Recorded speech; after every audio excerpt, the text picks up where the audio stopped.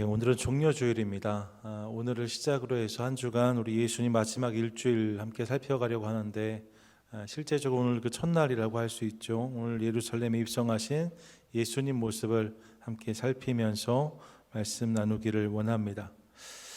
종려주일은 우리가 이미 아는 것처럼 예루살렘에 입성하신 예수님, 그분을 열렬히 환영했던 사람들의 이야기를 우리 가운데 소개합니다.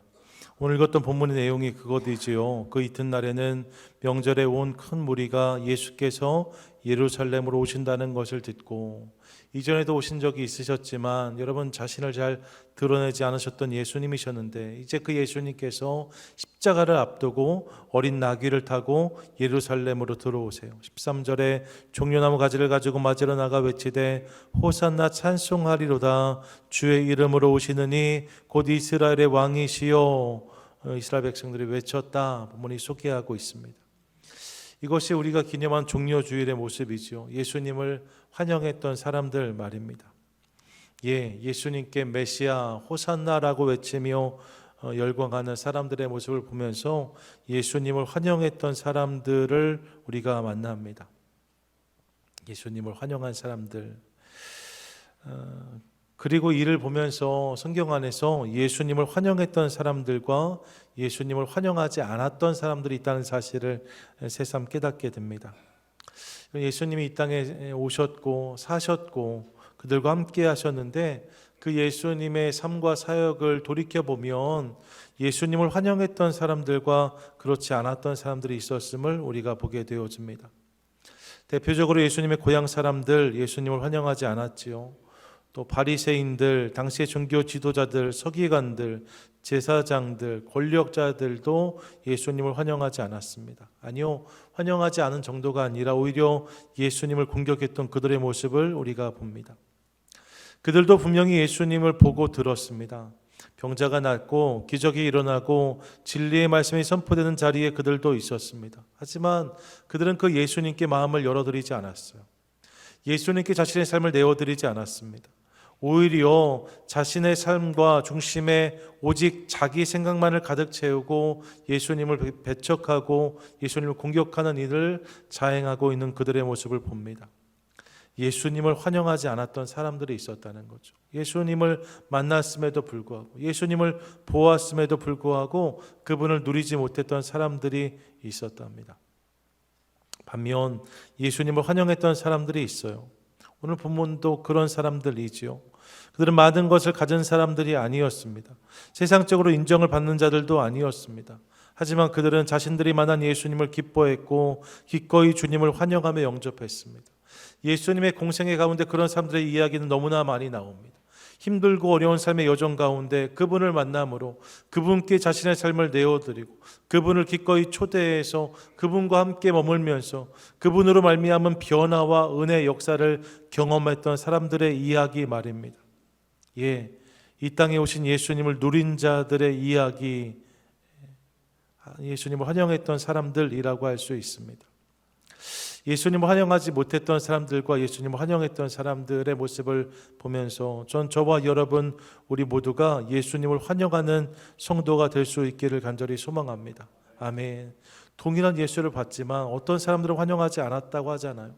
그런 모습이 되면 안 되는 거죠. 오늘도 내 삶에 그분이 오십니다. 바라기는 그분께 우리 마음의 문을 활짝 열고 내 안에 이미 와 계신 주님을 기쁨으로 바라보는 것을 통하여서 날마다 그분을 환영하고 이로 인한 감격과 기쁨이 충만한 인생을 살아가는 저와 여러분 우리 모두가 되시기를 축복합니다. 아멘. 예수님이 예루살렘으로 오셨대요. 그리고 그 예수님께 왕이라고 외치는 이스라엘 백성들의 모습을 봅니다. 사실 여러분, 이렇게 왕이란 이렇게 환호와 외침을 들으면서 예루살렘으로 입성하신 예수님의 모습 말입니다. 그들이 의도한 것은 아닐 수 있지만 이 종려주일의 예수님의 모습은 우리 가운데 상당한 의미를 알려준다라고 할 수 있어요. 성경 전체를 보시면 이 왕의 이야기가 흐르는 것을 확인할 수 있거든요. 하나님, 그분이 성경이 시작될 때 창조주로 소개되고 있고 그분이 모든 만물을 다스리시는 왕으로 선포되어집니다. 하나님이 왕이신 거죠. 그 이야기가 성경이 시작되면서 나오는 이야기입니다. 하지만 이스라엘 백성들은 그 하나님을 외면했습니다.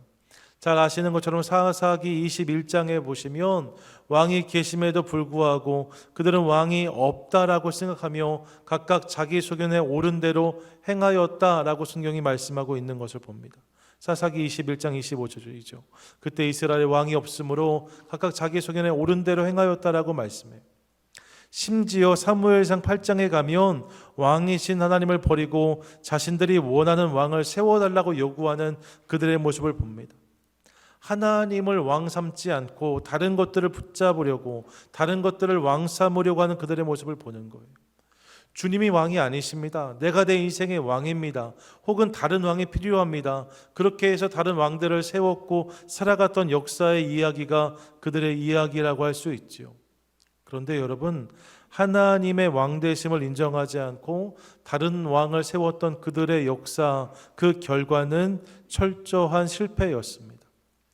왕들이 다스리는 역사의 이야기, 열왕기 상하, 역대 상하를 보면 그 결론이 다 멸망인 것을 봅니다. 그들이 자신의 인생과 이스라엘을 보다 온전히 세우려고 자신들이 원하는 왕을 세웠지만 그 결과로 그들이 경험한 것은 실패였다는 거예요.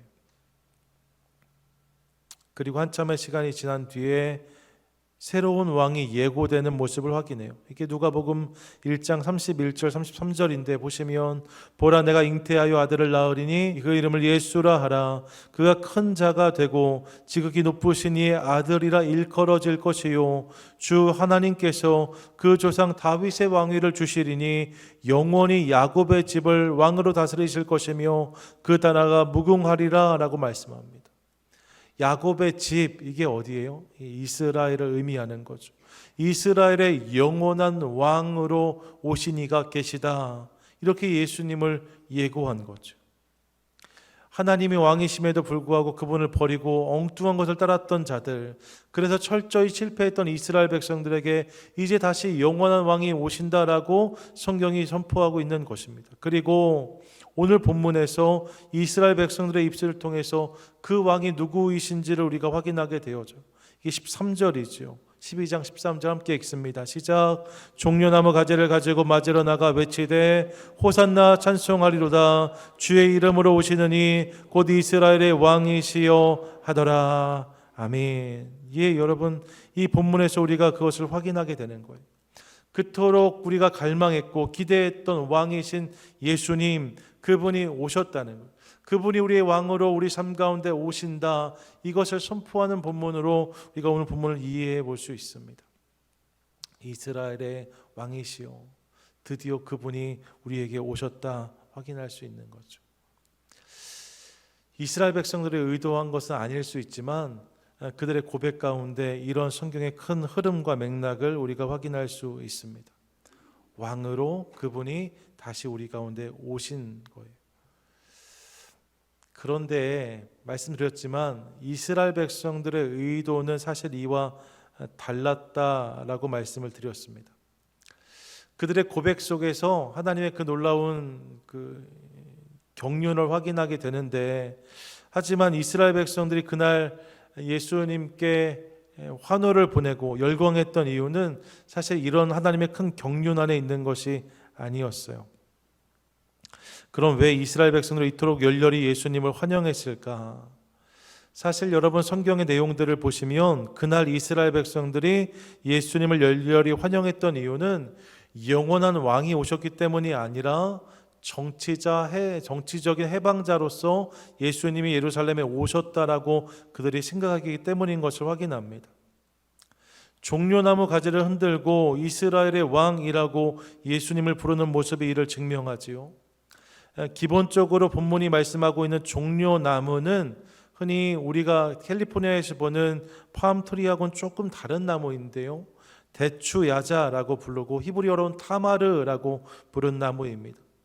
비슷하게 생겼죠. 그런데 여기에 열매가, 대추야자 열매가 빼곡히 달리는 나무, 이게 타마르입니다.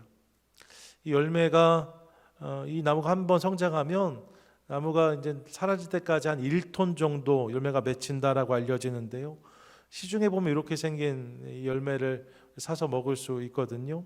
이게 대추 야자 열매입니다. 이 열매가 나무에 빼곡히 달리기 때문에 기본적으로 이 타마르 대추 야자 나무는 다산을 상징한다라고 알려져 있어요. 그래서 이스라엘 사람들 중에 여인들의 이름으로 타마르 혹은 타마라라는 이름을 많이 사용하는 것 보게 되어지죠. 이런 자녀의 축복을 주십시오. 이 소망이 그들에게 있는 거예요. 그런데 여러분, 이 대추 야자의 정확한 명칭은 페닉스 덱트리페라라는 이름입니다. 페닉스 덱트리페라. 앞에 피닉스라고 되어져 있죠. 피닉스가 불사조 아닙니까? 기본적으로 이 종려나무, 대추야자 나무가 잘 시들지 않고 죽지 않는 모습 때문에 불멸과 불사의 의미를 이 나무에 부여했다라고 알려져 있어요. 그리고 그런 종려나무에 이스라엘 백성들은 이스라엘 그 자체를 투사했습니다. 수많은 외침 속에서도 끊임없이 일어섰던 자신들의 역사를 이 대추야자 나무를 보면서 떠올린 거죠. 대추야자 나무를 보면서 수많은 외침을 받았지만 그에 굴하지 않고 결국 일어섰던 이스라엘의 모습을 그들이 연상했다는 거예요. 그래서 실제로 오늘 본문으로부터 200년 전에 마카비 혁명이라는 일이 있었거든요. 그 당시에 이스라엘 땅을 이교도들이, 그러니까 로마, 그 다음에 시리아 군대가 주둔함에 점령하고 있었는데 그들을 물리치고 이 마카비와 그의 군대가 예루살렘을 수복하는 일이 있었습니다. 그때 이 마카비와 군대가 들어올 때 예루살렘 성의 사람들이 종려나무 가지를 꺾어다가 흔들면서 호산나를 외쳤다라고 알려져 있어요. 그렇게 외치면서 우리가 외침에 굴하지 않고 결국 우리가 승리한다, 이렇게 환호한 거죠. 이게 종려나무 가지를 흔드는 모습의 의미입니다. 그런 맥락에서 예수님이 들어오실 때 종려나무 가지를 흔들었다는 것은 그들 가운데 그런 기대와 바람이 있었음을 알 수 있는 대목이라고 할 수 있습니다. 예수님이 오심을 통하여서 이제 로마의 식민 지배가 끝나고 자신들이 해방될 것이다, 이스라엘이 독립할 것이다, 이런 기대가 그들에게 있었다는 거죠. 그런 맥락에서 그들은 예수님을 이스라엘 왕이라고 부르고 있음을 깨닫게 되는 거예요.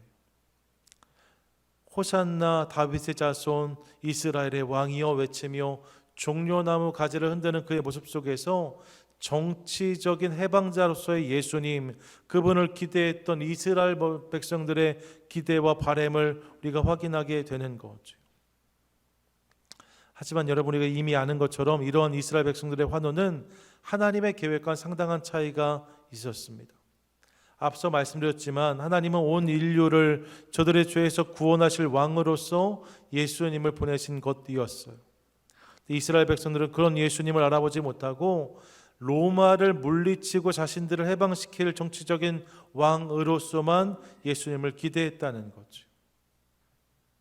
그래서 여러분, 이런 그들의 기대가 이내 깨어지고 있는 모습을 이어지는 본문에서 확인합니다. 그들이 예수님이 들어오실 때는 정치적인 메시아를 기대했기 때문에 환호했어요. 그러면서 이 예수님이 이제 강력한 능력을 발휘해서 로마의 군대를 무력화시키고 저들을 물리치고 이스라엘을 해방시킬 것들을 기대했습니다. 하지만 예수님은 온 인류를 구원할 영원한 왕이셨기 때문에 그의 이 사역은 사랑과 희생으로만 감당할 수 있는 것이었습니다. 그래서 예수님은 로마의 군대를 물리치고 파하시기보다 오히려 그들에게 잡혀가시고 그들에게 조롱과 희롱을 당하시며 로마 총독 빌라도 앞에 무력한 모습으로 서 계신 것을 우리 가운데 보여주십니다. 이스라엘 백성들이 누구도 기대하지 않았던 모습을 그들에게 보이신 거죠. 제자들마저도 그런 예수님의 고난을 납득할 수 없었지만, 그래서 이를 막으려고 했지만 예수님은 이 일을 멈추지 않으십니다. 그리고 그러한 여정 속에서 예수님 불과 며칠이 못 되어서 그런 초라한 모습으로 군중들 앞에 나타나세요. 여러분, 이러한 예수님의 모습은 예수님을 향해서 기대했고 열광했던 이스라엘 백성들을 실망시키기에 충분했던 것 같습니다. 그래서 그들의 외침이 변하는 것을 보는 거죠. 이게 누가복음 23장의 내용이에요. 23장 18절 같이 한번 읽겠습니다. 시작. 무리가 일제히 소리질러 이르되 이 사람을 없이 하고 바라바를 우리에게 놓아 주소서 하니. 23장 21절입니다. 함께 읽습니다. 그들은 소리질러 이르되 그를 십자가에 못 박게 하소서, 십자가에 못 박게 하소서 하는지라. 아멘. 여러분, 지금 그들이 무엇을 요구하고 있습니까? 십자가를 요구하고 있어요. 요한복음 12장에서 호산나를 외쳤던 군중들을 함께 우리가 대했는데, 누가복음 23장에서는 이제 며칠이 못 되어서 예수님을 향해서 십자가를 외치는 무리들을 보는 거죠. 중요한 것은 호산나를 외쳤던 군중들과 십자가를 요구했던 무리들이 결코 다른 사람이 아니었다는 것입니다. 사실 대부분이 동일한 사람이었어요. 근데 여러분, 그 사람들이 어느 날에는 호산나를 외치고 며칠 뒤에는 십자가를 외쳤다는 것을 확인하게 되는 거죠. 그들의 마음이 변한 거예요. 그런 그들의 변심을 보면서 오늘 우리가 대하는 이스라엘 백성들의 환호가 실은 예수님을 향한 것이 아니었음을 깨닫습니다. 그들이 환호했던 것은 예수님이 아니라 예수님을 통해서 이루고자 하는 자신들의 바램과 기대였다는 거죠. 그거에 열광한 거예요.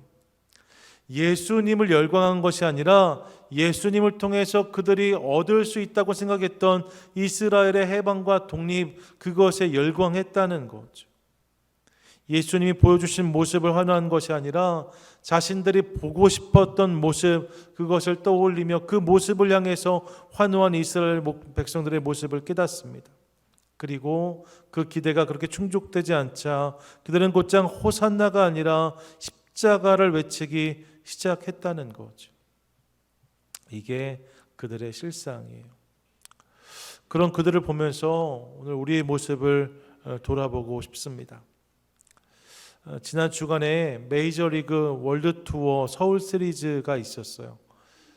메이저리그가 이제 전 세계에 가서 개막전을 치르는 몇 개 나라가 있는데 그 중에 한 곳이 서울이 된 거죠.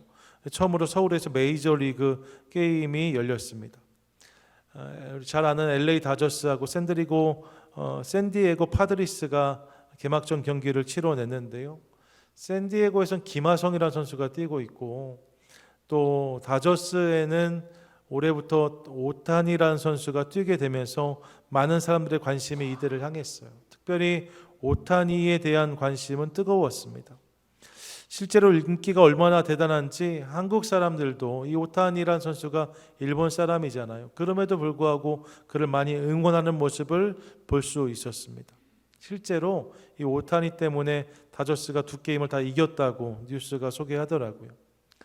여러분, 제가 이 경기를 본 건 아니고 관련돼서 뉴스가 나오는 것들 중에 인상적인 모습이 하나 있었습니다.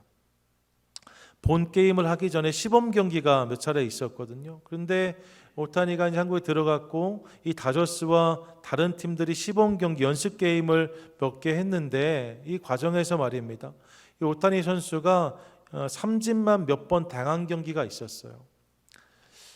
경기 후에 응원했던 관중들하고 한 매체에서 인터뷰를 하는데 그날 오타니가 삼진만 2-3개 당했던 것 같아요. 그랬더니 이 매체 인터뷰에서 그 사람이 무엇이라고 말하는가, 오타니 그렇게 대단한 것 같지는 않은데요, 사실 좀 아쉽습니다, 이렇게 인터뷰를 하더라고요. 오타니가 엄청 잘하는 선수인 줄 알았는데 그렇지 않은 모습에 실망했다, 이렇게 말하는 거죠. 그렇게 말할 수 있어요. 근데 여러분, 그렇게 말하고 그가 돌아서는데 야구 저지를 입고 있었는데 등에 뭐라고 새겨져 있어요? 오타니라고 써 있더라고요. 그러니까 실은 여러분, 이 사람은 오타니를 응원하기 위해서 경기장에 왔던 거예요. 근데 오타니가 안타도 홈런도 치지 못하니까 실망했다라고 말하면서 돌아서는 모습을 본 거죠. 그 모습을 보면서 오늘 본문하고 오버랩이 되었습니다. 여러분, 그 관객, 그 팬이 보고 싶었던 오타니는 안타와 홈런을 뽑아내는 오타니였던 것 같아요. 그가 기대하는 오타니는 삼진을 당하는 오타니는 아니었던 거죠. 그런 오타니에는 그의 관심이 있지 않았음을 봅니다. 그 결과 그는 그의 유니폼을 입었음에도 불구하고 그 선수를 향한 응원이 아니라 실망을 토로하며 돌아서는 모습을 우리 가운데 보여주더라는 거예요. 그 관중의 모습을 보면서 혹시 이런 모습으로 주님을 따르는 모습이 나에겐 없는가 하는 생각을 해보았습니다. 차에 물고기 마크를 달고 집에 십자가를 걸고 성경책을 들고 다닌다 하더라도, 그러면서 우리 마음 가운데 그런 주님을 기대하는 마음이 있다 하더라도, 내 기도에 응답하실 주님, 늘 내 편에 서주시는 주님, 나의 필요를 채워주시고 힘들고 어려울 때 나를 일으켜주시는 주님, 이런 그런 마음이 우리 가운데 있을 수 있거든요. 실제로 우리 주님을 우리 사랑하시기 때문에 그렇게 우리 삶 가운데 역사하십니다. 그런데 여러분, 동시에 그분은 우리를 사랑하시기 때문에 그렇게 역사하지 않으실 때도 있어요. 우리를 위해서 우리의 기도에 침묵하실 때도 있다는 거죠. 내 편에 서주지 않으실 때도 있으세요. 나의 필요를 채워주지 않으시고 도리어 당신의 필요를 채우라 하실 때가 있다는 거죠. 그러실 때가 있어요. 문제는 내 기도에 응답하시고 내 삶 가운데 역사하시는 주님을 만날 때는 열광하지만, 주님이 그렇게 하지 않으시면 이 내 믿음이 흔들리고 열정이 식어지는 모습이 우리 가운데 있을 수 있다는 것입니다. 응답을 받으면 감사하지만 그분이 침묵하시면 실망합니다. 무언가 열리고 풀릴 때는 찬양이 터져 나오지만 다치고 돌아가게 하실 때에는 불평과 불만이 삶 가운데 배어 나오는 것을 봅니다. 홈런을 치는 예수님은 좋아하지만 타석에서 침묵하시는 예수님은 참지 못하는 모습이 우리 가운데 있을 수 있다는 거죠. 예, 여러분, 이것이 우리의 모습일 수 있겠다는 생각을 해보게 되는 거예요. 그날 이스라엘 백성들이 그런 모습으로 예수님을 환호했기 때문에, 그래서 그날 호산나 외쳤지만 며칠 뒤에 십자가를 외쳤기 때문에, 여러분, 우리 삶 가운데 이런 모습이 있지 않은지 우리 돌이켜볼 필요가 있다는 거죠. 그리고 그런 맥락에서 종려주일, 우리를 팬의 자리가 아니라 제자의 자리로 부르시는 주님의 초대를 함께 기억하고 싶습니다. 몇 번 언급한 책이지요. 아일 카일 들머 목사님의 Not a Fan이란 책이 있습니다. 팬인가 제자인가란 제목으로 번역되어서 벌써 한참 전에 소개가 된 책입니다. 이 책은 팬과 제자의 차이를 설명하면서 제자의 삶으로 우리를 초대합니다. 책의 내용을 인용하지 않아도 책과 팬과 제자가 다르다는 것을 우리는 이미 알고 있습니다. 이런 팬은 홈런 안타를 치고 출루를 해야 열광합니다. 연달아 삼진을 당하면 언제 그랬냐는 듯이 야유를 보내고 원망을 쏟아내는 사람들, 여러분, 그들이 팬입니다. 하지만 제자는 그렇지 않아요. 제자는 홈런은 물론 삼진의 자리에서도 묵묵히 그를 응원하며 그와 함께하는 사람들, 그가 제자입니다. 왜요? 팬은 좋아하는 사람이지만 제자는 사랑하는 사람이기 때문에 그렇습니다. 팬은 좋아해서 그 선수를 따르는 사람이지만 제자는 사랑함으로 그를 따르는 사람이기 때문에 이런 차이가 있다는 거죠. 부활하신 주님이 베드로를 만나셨을 때를 기억해 보십시오. 예수님은 베드로를 향해서 내가 나를 좋아하느냐라고 묻지 않으셨어요. 내가 나를 사랑하느냐라고 3번이나 물으셨습니다.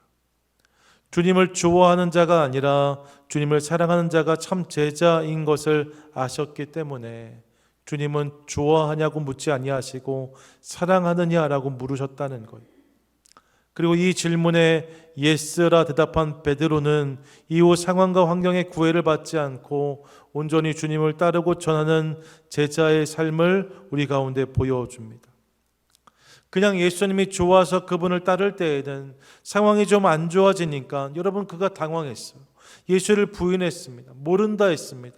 외면하고 떠나기까지 했습니다. 이게 베드로였습니다. 하지만 예수님을 사랑하게 된 베드로는 이제 다른 모습을 우리 가운데 보여주는 거죠. 어떤 상황에도 그분을 부인하지 않습니다. 어떤 시련 앞에서도 그의 믿음을 꺾지 않습니다. 그리고 담대히 예수를 증거하는 삶을 살아내는 거죠. 이로 인해 회개하고 예수를 믿게 된 이들이 수만이 되었다라고 성경은 말씀하고 있습니다. 예, 여러분, 예수님은 우리를 팬이 아니라 제자로 부르십니다.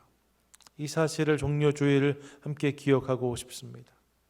팬은 내가 원하는 모습의 예수님만을 바라는 사람들이지만, 제자는 그분이 나에게 보여주시는 그 모습 모두를 인정하는 사람들입니다. 팬은 듣고 싶은 말씀에만 귀를 기울이는 사람들이지만, 제자는 그분이 들려주시는 모든 말씀에 순종으로 반응하는 사람들입니다. 팬은 하고 싶은 일을 주장하지만, 제자는 하라 하는 일들을 감당하는 사람들입니다. 전 저와 여러분 우리 모두가 주님의 팬이 아니라 제자가 될 수 있기를 간절히 소망합니다. 아멘. 여러분, 그분을 통해서 내 무언가를 이루기 원하는 팬이 아니라 나를 통해서 그분의 뜻이 이루어지는 제자의 삶을 살아가자는 거죠. 그래서 호산나로 시작해서 십자가에 못 박으라고 외쳤던 이스라엘 백성들의 외침이 아니라 마지막 순간까지 예수의 왕되심을 인정하며 호산나를 외치는 복된 성도 저와 여러분 우리 모두가 될 수 있기를 간절히 축복합니다. 아멘. 그렇게 여러분 우리 삶 가운데 호산나의 외침이 끝까지 이어질 때 우리는 그분의 진정한 제자가 되고 그분의 왕이 되셔서 우리의 삶 가운데 주님의 뜻이 온전히 이루어지게 될 것을 믿습니다. 팬인가 제자인가 란 책의 에필로그에 소개된 이야기를 나누면서 오늘 설교를 마무리하려고 합니다. 팬인가 제자인가의 책 에필로그는 윌리엄 보든의 새 문장이란 제목의 글이 소개되고 있습니다. 내용은 이런 거예요. 실화인데 윌리엄 보든이라는 사람이 있습니다. 1800년대 말에 낙농회사로 백만장자가 되었던 보든가의 상속자였습니다. 이 윌리엄 보든의 가정이 아주 어마어마한 부호였던 거죠. 그런 가정에 태어나고 자랐던 윌리엄 보든이 고등학교 때 예수님을 만나고 구주로 영접하는 은혜를 경험하게 됩니다. 그리고 고등학교를 졸업했을 때 부모가 워낙에 부자니까요. 이 윌리엄 보든에게 세계를 공부하고 오라고 세계 여행을 선물로 받아요. 그러니까 1800년대 말이니까 어려운 시절인데 이 윌리엄 보든이 부모의 배려로 세계 일주를 한번 경험하게 된 거죠. 부모는 그렇게 세계를 돌아보면서 더 꿈을 키우고 더 많은 것들을 배워라 이 기대를 가지고 그를 보내지 않았을까 싶습니다. 하지만 이 전 세계 여행을 감당하면서 윌리엄 보든의 마음에 남은 것은 예수를 알지 못하고 죽어가는 사람들의 영혼이었어요. 이토록 많은 사람이 예수를 알지 못하고 죽어간다는 사실이 그에게 너무나 큰 충격으로 돌아왔다는 거죠. 그래서 그는 이 여행을 끝내면서 자신의 삶을 남김없이 주님께 드리겠노라 결단합니다. 그리고 예일대학교 그리고 대학원에서 공부하면서 성경 공부 모임을 시작해요. 학교를 졸업한 다음에는 모슬렘 선교를 위해서 헌신하기로 결단하고 이를 위해 이집트로 넘어가서 아랍어를 배우기 시작합니다. 여러분, 억만장자의 부호 가정에 태어난 상속자가 그 모든 것을 다 포기하고 젊음의 때 20대 중반의 나이에 선교에 헌신했다. 놀라운 일 아닙니까? 그렇게 해서 그 일을 위해서 그 당시 이집트에 가서 아랍어를 배운다. 절대로 쉬운 결정이 아니에요. 이런 어려운 결정을 했기 때문에 그의 삶 가운데 놀라운 일들이 이어지면 좋겠다는 생각을 해보게 됩니다. 하지만 여러분 그의 인생은 그렇게 흘러가지 않아요. 이 과정에서 척수 뇌막염에 걸려서 고생을 하였고 그렇게 고생을 하다가 후유증으로 결국 25세의 젊은 나이로 카이로에서 생을 마감하게 됩니다. 여러분 그가 예수를 만나고 믿고 따르면서 처음 기대했던 모습은 이것이 분명히 아니었을 것입니다. 주님 제가 제게 주어진 것들을 포기합니다. 주님을 따르겠습니다라고 말했을 때 말입니다. 그의 마음 가운데 그려졌던 소망과 기대는 보다 근사한 사역을 감당하고 싶은 마음들, 자신이 복음을 전하고 선교를 감당할 때 많은 이들이 돌아오는 모습을 보게 되는 순간들, 이런 것들을 기대하며 그 결단을 감당하지 않았을까 싶습니다. 하지만 여러분 그런 그의 삶에 하나님은 침묵하신 것처럼 보입니다. 극단적인 반전은 없었어요. 이역만리 타국에 가서 고생하다가 25세의 나이에 죽어가는 윌리엄 보든, 여러분 그의 삶은 그렇게 마무리되게 된 거죠. 세상의 부귀영화를 뒤로하고 예수를 따른 결과가 이것이었답니다. 얼마든지 그의 입장에서 실망할 수 있는 상황이, 너무나 낯선 땅 카이로에서 죽음을 맞이하면서 주님 왜? 라고 질문할 수 있는 상황이 아닐까 싶습니다. 하지만 그는 그런 고백으로 생을 마감하지 않습니다. 그가 세상을 떠난 뒤에 그의 성경책에 그가 기록한 세 문장이 발견되었어요. 그 문장이 이것입니다. No reserve, no retreat, no regret. 남김없이, 후회 없이, 후퇴 없이. 다시요. 남김없이, 후퇴 없이, 후회 없이. 이 고백이 그가 마지막 남긴 고백이었다는 거예요. 남김없이, 후퇴 없이, 후회 없이. 이 고백을 보면서 저는 그가 팬이 아니라 제자였음을 깨닫습니다. 그가 처음 예수를 만난 순간뿐만 아니라 세상을 떠나는 그 순간까지도 그는 여전히 종려나무 가지를 흔들면서 호산나라고, 당신이 나의 왕이시라고 외치고 있는 거죠. 예, 여러분, 그런 그의 삶을 통해서 주님의 영광을 받으셨고, 이후에 윌리엄 보든의 이야기가 전해지면서 수많은 청년들의 그의 뒤를 이어서 그곳에 가서 복음을 전하고 선교하는 일들이 이어졌다라고 선교의 역사는 기록하고 있습니다.